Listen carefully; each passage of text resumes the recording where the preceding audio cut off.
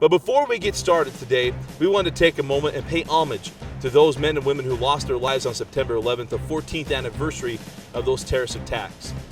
Often in sports, we talk about heroes. Heroes because of great plays, and we talk about great games and the heroic efforts. But on September 11th, 2001, we were reminded what true heroes were and are, and what heroic efforts are. It was the civilians running into buildings. It was the policemen and firefighters putting their lives on the line, and our military who went abroad to go fight an enemy who brought the fight to us. We should be taken back to the events of that day more than one day a year.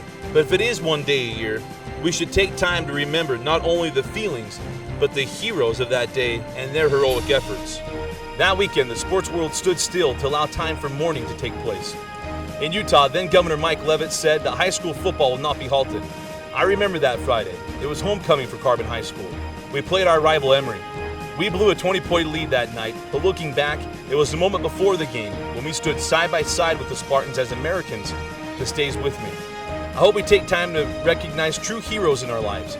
May we never forget that heroes might not be famous, wealthy, and powerful, but heroes do extraordinary things for the betterment of people around them because it is who they are. So thank you to all of our servicemen and women in the military, police, and other service areas. Thank you to their families and loved ones who love and support them in their efforts. Hopefully September 11th is a day of recommitting ourselves to being extraordinary in some way to others around us. So again, thank you to our servicemen and women for your service and your heroic efforts.